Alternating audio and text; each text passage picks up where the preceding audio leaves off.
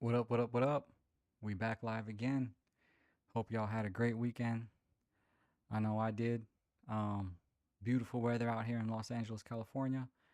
And of course, the crazy, crazy games. Wow. I know y'all seen the Denver one, but let's not get too far ahead of ourselves.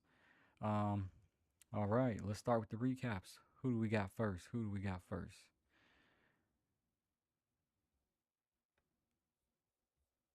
I'm going to start with the Falcons first.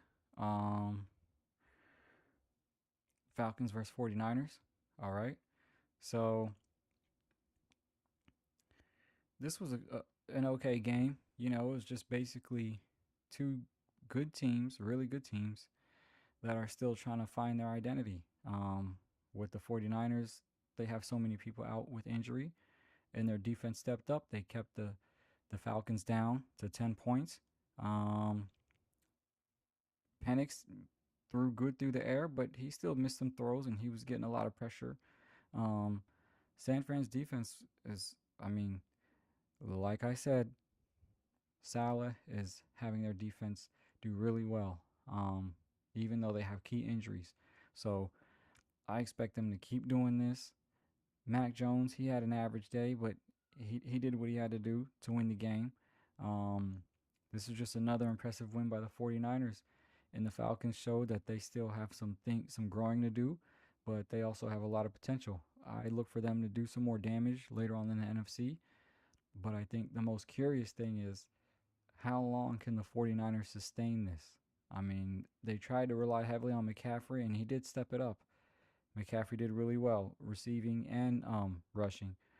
But it'll be interesting to see, as I always say, what happens later on in the year. I'm still shocked at how good the 49ers are doing. And as I said, this is Mac Jones' team, even though he kind of had an average day today. He threw an interception, whatever. But um, the key was the 174 on the ground, and just 49ers defense holding the Falcons to only 10 points. I mean, simple as that. So we'll see what happens next week. Even if they even have let's see if they got a game next week, or did they have a bye? Let me see. Um, oh yeah, they got Houston on Sunday, so that should be an easy win for the 49ers too. But you never know which Houston is going to show up. So anyway, it'll be good to see in the Falcons. They got Miami. So with everything going on with Miami, man, we'll see. We'll see. So okay, cool. All right, the Eagles and the Vikings. Man, um, this was a really good game. Uh, there's so much uncertainty surrounding the Eagles, but they still find a way to win. The kicker here is that Saquon Barkley is not really carrying the team like he did last year. And this is not Philadelphia's identity. This is not their identity. They're not a passing team, but Jalen Hurts showed he can make the plays. Let me pull up the numbers. He Hurts threw for 326 passing yards, which is the first time in over 22 games. Devontae Smith had 181 yards with a touchdown, and AJ Brown had 121 yards with two touchdowns.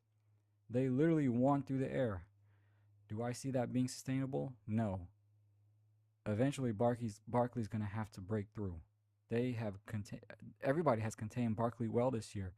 Um, I mean, their offensive line has been banged up, so that's why Barkley hasn't been doing good. But they do need a running game. That's what's going to save them. But at the end of the day, they got two all world receivers. Hurts is not a bad quarterback, so he's making the plays that needs to be made. But I still don't think he can do that consistently. He has a great deep ball, but I don't think he can beat you to the air consistently. But he can win. He is a winner. He will do whatever has to do to win. But I think for them to really have the long term success, they need to rely on Barkley and their defense. Um, that's what's going to get them in the Super Bowl again this year. And Barkley really needs to wake up. We need to see when that's going to happen because I mean, this is unusual, but they figured it out and they stopped the Vikings, of course. So um, even with Carson Wentz at the helm, which Carson Wentz he didn't do too bad, 298 yards. Let me see his stats actually. Um, Carson Wentz. Let's see what Carson Wentz did. Let me see. Um, a few moments later. Yeah, 313 passing yards. But he did throw two picks. So, um, but what was crazy was the Eagles figured out a way to get it done, even if it was uncharacteristically of them. And Hurts threw for three touchdown passes. But Saquon Barkley not getting it going has been a recurring theme this year, and it's kind of surprising. So we'll see what happens. We'll see what happens. I don't think they can continuously win through the air like they did today. So hopefully Barkley gets his ground game going. All right. Okay. Who do we got next? We got the Saints and the Bears. I thought this would be Spencer Rattler's coming out party, but he did okay. He threw for let me see. He threw for. I need to have my stats faster. I wrote it all down too. Um, he did throw three interceptions, I believe. Um, yes, he threw three interceptions, and he did throw three touchdowns, 233 yards. Caleb Williams didn't do too well, but they relied heavily on the running game. Caleb Williams only threw for like 170 yards with one touchdown. Let's look at the stats here. Uh, 14-26 to Bears, 23 first downs by Chicago to New Orleans 16, 209 passing yards, 164 for the Bears, 44 rushing yards for the Saints, and 222 for the Bears. That was just too. I mean, they dominated on the ground um, because Caleb Williams did not play well at all, and what that shows is that they can still find a way to win. They could still find um, ways to get the job done, just like they did against Washington last week, and just like they did now against the Saints. Even though the Saints, I don't think is a formidable opponent, um, they still got it done. So surprise, surprise, the Bears are 4-2, creeping up in their division. Um, it'll be interesting to see how far it goes. Uh, they did have a long return for a touchdown. Um, DeAndre Smith, he rushed for 124 yards and a touchdown, and Kyle Monan guy added 83 yards. So, this is they had a good balanced rushing attack when Caleb Williams didn't do well. So that's what you want to see. Yeah, you got your quarterback who's the franchise player, but you need people to step up when he's not doing too hot. And the Bears show that they can do that, and now they're 4-2. It'll be interesting to see how far they go. So, um, all right, who do we got next? Who do we got next? The Panthers versus the Jets. Oh man, I think Aaron Glenn is just another. I mean, they probably won't. They probably won't fire him in the middle of the season because they don't want to do that 2 years in a row after letting go of Salah last year. But he's the first coach to lose his first 7 games. Um, Justin Fields got benched. Um, I mean, he only threw for 46 yards before he got benched, and even last week he threw for 45 yards. I mean, we don't know what's gonna happen. I mean, this is just all bad. This is all bad. Let's look at the numbers. 13-6, ugly game. 17 first downs for the Panthers, 12. 302 passing yards versus 220. 125 rushing yards versus 81. Two turnovers. I mean, the Jets just perform horribly. They're 0-7. Even the Titans have a better record than them. Um, and it's just unfortunate. I thought Field would kind of have some sort of resurrection after the Pittsburgh season where he did okay and they benched him for Russell, but They didn't bench him because his play was bad. They just thought Russell would give him a better shot. But now he is just playing horrendous with the Jets. And then you got to ask yourself, um, oh, there's a cat in the background. Don't be barking at the cat, Blue. You got to ask yourself, how good does the coaching have to be for Fields to perform? Because I don't think Fields is a top tier quarterback, but I think he's a solid quarterback. But he is just playing horrendous right now. And he didn't play this bad in Pittsburgh last year, so you got to put some of that on the organization of the Jets. So oh man, this is looking ugly. Between this and the Dolphins, these are like in the Titans. This is just not good at all. And we'll get to the Titans soon, but man, oh man, poor Jets, man, poor Jets. And shout out to the Panthers, they did good. And guess what? What's their record now? They're 4-3. The Panthers are 4-3. I mean, this is really good for them. Remember last year when they benched their first overall draft pick and had all these issues, fired their coach and everything, and now they're kind of just scraping through. I mean, this facing the Jets definitely helped them, but wow, they're definitely. Let's see how far they go with this one. I don't think that far, but hey, man, at least they're not the bottom of the barrel anymore. Um, cool, cool. So, all right. So now who do we got? Let's see.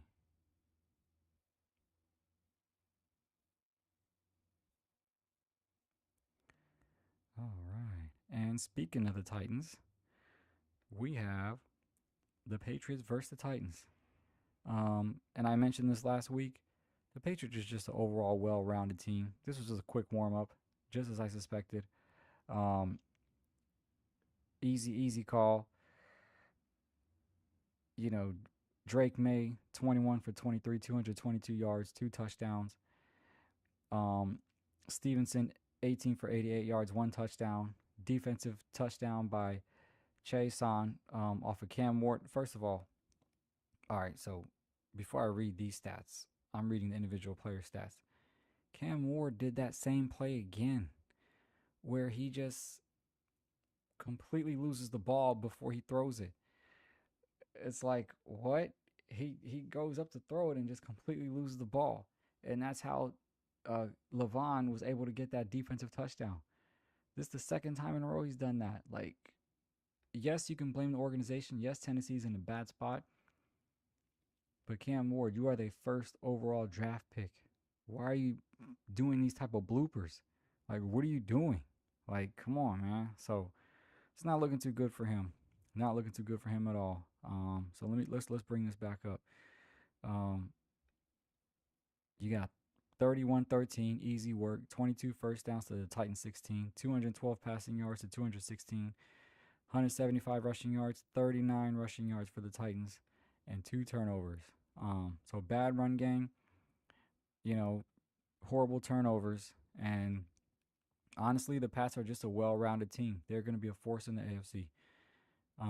They are just a well-rounded team. May with Stefan and the run game, everything is just going in sync right now, and it's awesome. It's great to see how they bounce back. So we'll see what happens later on, but so far so good.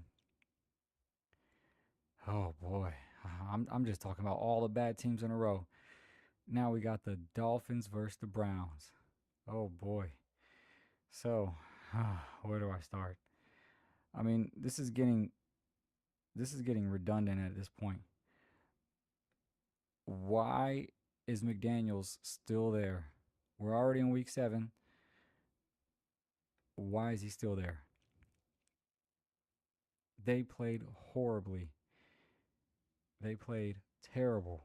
And the Browns offense didn't do that well through the air either. But I mean, Judkins scored 3 touchdowns through the ground. But Tua threw 3 interceptions for the second straight week. That whole swag that they got when McDaniels first came in, it's over. It is done. McDaniels is a lame duck right now. They can't fire Tua because they gave him $200 million. McDaniels is done. They need to start fresh and clean house. especially with Tyreek Hill hurt. They still got Waddle. They still have a couple bright spots, but they are playing ridiculously bad right now. So um, now let's get to the numbers. All right. You got 6 to 31, 12 first downs to 15 for the Browns. I mean, the Browns' offense was horrible except for the rushing game. 120 passing yards to 102, 99 rush yards to 104 for the Browns. Um, but they got 31 points. The Browns scored 21 points off of turnovers and then 3 touchdowns by Judkins. So, I mean, this is crazy. And up, the Browns are 2-5, 1-6. I mean, this is just they got to figure it out. They got to figure it out. Um, they just I don't know. This is bad. This is bad. But I know for sure McDaniels needs to go. McDaniels needs to go. All right. Oh, and here's the team you always see me talking good about: Chiefs versus the Raiders. Easy call, easy money. Um, this is what we expected to happen. Rasheed Rice came back, got 2 touchdowns in his return. Mahomes, MVP caliber, 286 yards with 3 touchdowns. Um, Crosby did leave with the knee injury in the second quarter, but look at these stats: 31 to nothing Chiefs, 30 first downs to the Raiders 3, 70 passing yards to 282 passing yards for the Chiefs. This is so lopsided. How does a professional football team have only 3 first downs? I think I might have to double check that. That can't be real.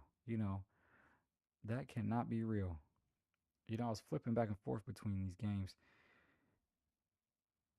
Did he really only get? I mean, look, this is another one where Carroll. Let's see. I'm just double checking because this is crazy. Yeah, only 3 first downs. That's not a typo. That's wild. That is wild. And of course, I didn't expect them to beat the Chiefs. I didn't expect them to beat the Chiefs. But now, when you have Max Crosby, your best player, gone, I don't know how long he's going to be out though. They didn't say. Um, you have Geno Smith playing horrendous as usual. You have Patrick Mahomes playing lights out. I mean, but regardless of the Chiefs, that's what we expect from the Chiefs. We didn't expect the Raiders to be this bad. And Pete Carroll, man, he might be another lame duck. I mean, how are they continuous? When you got the Vikings, I'm sorry, when you got the Raiders and you got the Dolphins and you got the Titans, these, well, they already fired Callahan. The Titans already fired Callahan. I mean, these teams are just playing bad. They are playing bad. And the coaches are just, what is the Raiders going to do? Give Pete Carroll a couple of years? I wouldn't after a season like this. It sucks because I like Carroll, but he hasn't been able to recreate that Seattle magic. And until he benches Smith and finds a new quarterback, they're not going to do anything. They're not going to do anything.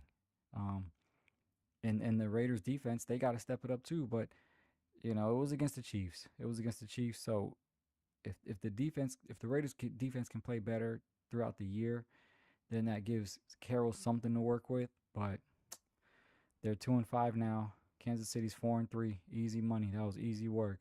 That was just a Rasheed Rice return, and they just sharpened their iron. And now they literally have everything in place. Everything in place. So I know they're gonna make a. I know they're gonna make a Super Bowl run. I mean, as good as the AFC is, the Chiefs are the team to beat. So that would be a nice little AFC Championship game, Chiefs versus the Colts. But let's not get ahead of ourselves. All right. Now we got the Rams versus the Jags. Once again, the most complete team in the NFC, in my opinion, as I've always said, because they have Matthew Stafford at quarterback, who threw 5 touchdown passes. Um, so let's look at the score: 35-7, 26 first downs to 21 by the Jags. 182 passing yards, 264. 89 rushing yards, 94. It looks pretty even, except for the fact that Stafford threw 5 touchdown passes. He leads the league now with 17. So, um, I mean, this and I think there was a stat that someone said that the Rams 5-2 are having their best start since their Super Bowl year.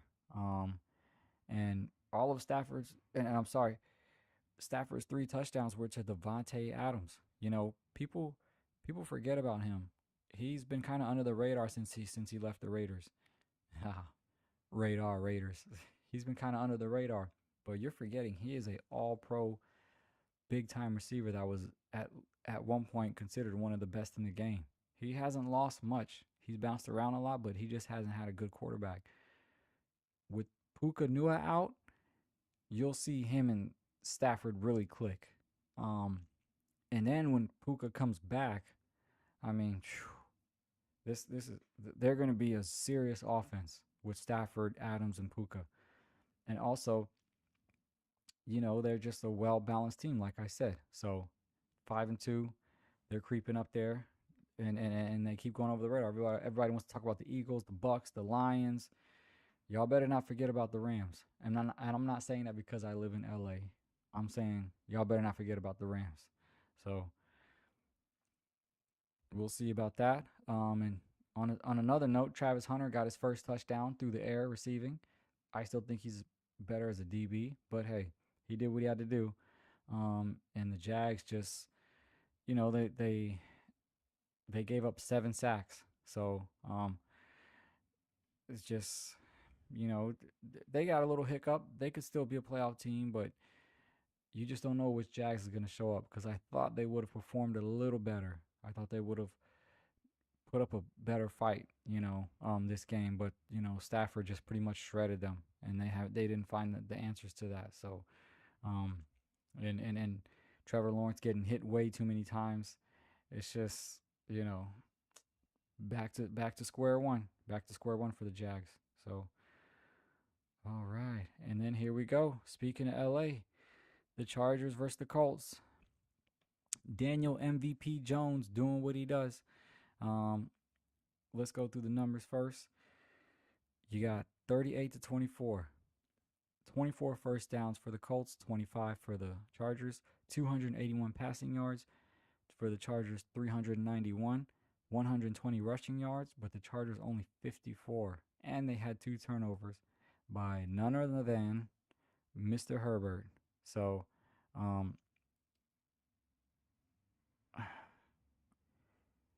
I get it, right? They're missing part of their offensive line. You know what I mean? You know, Joe Alt, Trey Pickens, Najee Harris out for the season. They're missing some people, right? They're missing some people. But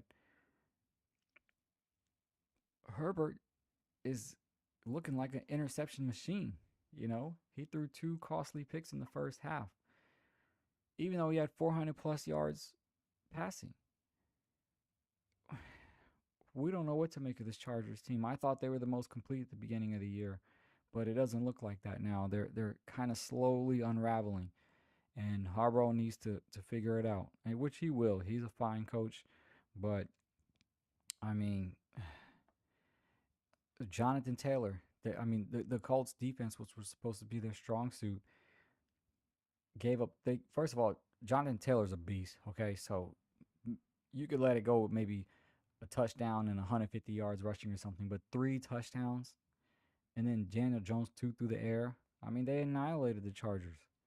And it's the same 2 people that you expect to do it, and they still couldn't find an answer. So I don't know. The Colts are looking sharp, and the Chargers are sliding down. Like I said earlier, it'd be nice to see the Colts versus the Chiefs. That would be a heck of a game because both teams are loaded with talent.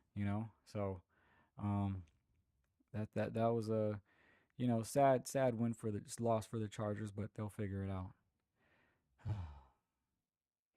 And speaking of sad,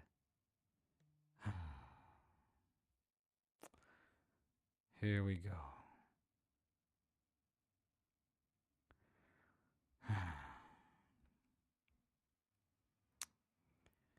We got our butts kicked. Ain't no way around it. We got whooped. I mean, first of all, Lattimore was getting exposed. I mean, he's getting beat deep. He was getting penalties. I mean, they were just Pickens was just all over him. You know, um, so we couldn't stop that. Right? We couldn't get the run game going. Two receivers down. We didn't have Debo or McLaurin. And Jaden Daniels got hurt again. Um, just a bad game, and Dallas capitalized. I mean, Dak Prescott is having an MVP year. Um, I call him Romo 2.0 because he always does good in the regular season, and then he tanks when you need it. The Cowboys tank when you need it. Not that they're doing that great. They're 3-3. I mean, they're okay, but they definitely are doing a lot better than what people expected. Um, Now with CD Lamb back, he he he did great. I mean, there were just so many things happening in that game. I feel like the refs were a little hard on the Commanders, but I'm not going to blame the refs. But they had one where they were kind of making a comeback before the second half, before the half was over, and it was an easy pass interference call that they just let go. They didn't even do it, I guess, because they already called the offsides. 1:30 left in the half, right in front of the refs, and they didn't call a pass interference. I don't like that play, but they did call offsides, so we had some opportunities, but we just didn't do good, and Dallas capitalized. Everybody, everybody got some loving, everybody got some shine. The receivers did good for Dallas. You know, the game just got out of hand. The game just got out of hand. Um, I mean, Prescott threw for 3 touchdowns, 264 yards. You know, Javonte Williams got 100 on the ground. And the crazy part of this game was that Dallas was stopping the run. Since when does Dallas have a run defense? Why did they all of a sudden decide to show up against our Commanders? Now they want to show up and act like they're a good defense. That's why Jerry Jones let go of Micah Parsons. Because he said, I'm not giving 100+ million to a linebacker when we can't even stop the run. And they stopped the run against the team, the last team I wanted to see him do it. So, a lot going on. That game was depressing to watch. I was locked in watching that game, and just too many plays that I didn't agree with. And Daniels got hurt. Hopefully he's okay. Hopefully it's just a strain. He's got to get some more leg power though, man. Them skinny little legs, man. He gotta figure it out. Bulk up a little bit. Do some squats or something. What do you call those reversible squats? Get his legs up, man. But he's running. He was running and he was making plays through the legs. He obviously made some good passes, but just we just got manhandled. We got to take the loss. And I just hope he's healthy. I mean, the Mariota literally came in and his first play in, he threw a pick six. Why is he trying to play hero ball? He should have just threw it away or took the sack. He trying to play hero ball, just coming in like, what are you doing? You were sitting out the whole game. You want to come in and act like you're Patrick Mahomes? And Mariota's a good backup. I'm not dissing Mariota, but that was a dumb play. But I mean, the game was already out of reach. Maybe he felt the desperation already. I don't know, but whatever. But let's talk about the game of the week. In my opinion, the best game, the Broncos versus the Giants. I have a small YouTube channel, and my biggest video was me analyzing the Giants, saying I'm happy to see them play well, but they are a young team, and I don't know if this is sustainable. And everybody was like, "Oh, they're a young team; they'll be fine." And of course, everyone's all big on they're just being fans. I get it. And honestly, after seeing how they played the whole game, I was shocked that they were like manhandling the Broncos. I mean, they were manhandling the Broncos, and I just was like, you know, Jackson Dart. I mean, and Cam Scatterbull. I mean, they were both just having a good old time. He threw 3 touchdowns through the air. Jackson Dart did. Scatterbull running 16 for 60. Um, he also added 34 yards reception and a touchdown. They were having fun. They're doing good. They just collapsed in the fourth quarter, and I don't think that that's the superstar's fault. Darts or Scatterbull or anybody. The defense just had a meltdown, and that's a ode to them being a young defense, but also that Knicks and Peyton combo is something special. It is something special. I mean, to score 33 points in the fourth quarter, to score 33 points in the fourth quarter, and top it off with a 39-yard field goal by Lutz. I mean, Bronco, this is the adversity they face. They should have destroyed a team that was a young team that they thought they could have won, and instead of throwing in a towel after getting whooped for 3 quarters, they come back and score 33 in the fourth quarter. That game was incredible. I mean, I don't know about y'all, man, but football season is back. I mean, that was a wonderful game, but still not down on the Giants. They got the sky's the limit for them. But right now, the Broncos they took it this game, and they're going to be a force to reckon with in the AFC for sure. Um, this was an interesting game. Packers versus the Cardinals. I mean, it was closer. It was closer than we thought. Like I had I had the Packers as the team to beat this year, and they just I mean their record. They still got a great record. 4-1 with the tie. I just feel like I thought this was going to be an easy win. I know it's any given Sunday, but I mean, first of all, Brisket is the real deal. He's a good quarterback, a journeyman.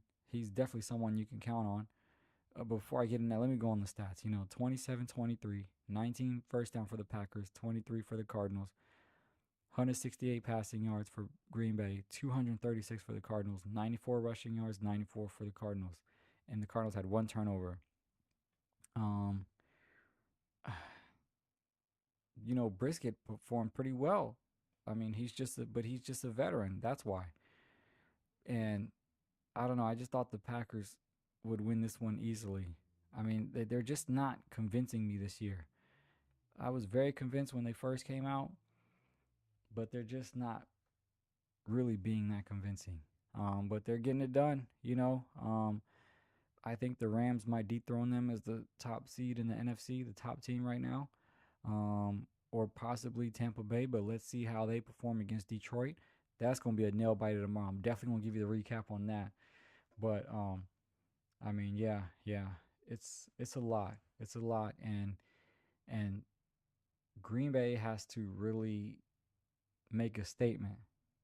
Otherwise, they're just gonna kind of skate through the league, have win 13 games, and then just bow out in the playoffs. They gotta really dominate. And Michael Parsons, I saw him complaining a lot about. I'm like, dude, just play, man. You got what you wanted. You're out of Dallas. You know, just stop whining. But hey, they're winning. But I mean, 179 yards passing, one touchdown for Jordan Love. I mean, that wasn't that great. Um, Even their rushing wasn't that great. I mean, but they won. Um, they fought off a good Jacoby Brisket, who's like I said, a great I mean, he's a good quarterback. Um, but with these backups, they do well for so long, and then eventually they unravel, and you know that they can't be a franchise quarterback. But what does Arizona do? Do they just ride out the rest of the season with Brisket? Because I don't see Kyler Murray as the franchise quarterback, and that's the problem. You got Kyler Murray, you got Tua Tagovailoa, you got these guys that got the bag. And it's clear as day that they are not the franchise quarterback. They are not going to take you to the promised land. So what do you do? What do you do? You just put in a backup or what? So um, the Cardinals got to figure it out. But Kyler Murray is not that dude. So he has his moments where he makes spectacular plays, but he's not that guy. And I don't want to talk bad about him while he's injured, but he wasn't doing that great when he was healthy. So, and we already know about Tua. So they benched him, and I mean they got to figure it out. They got to figure it out.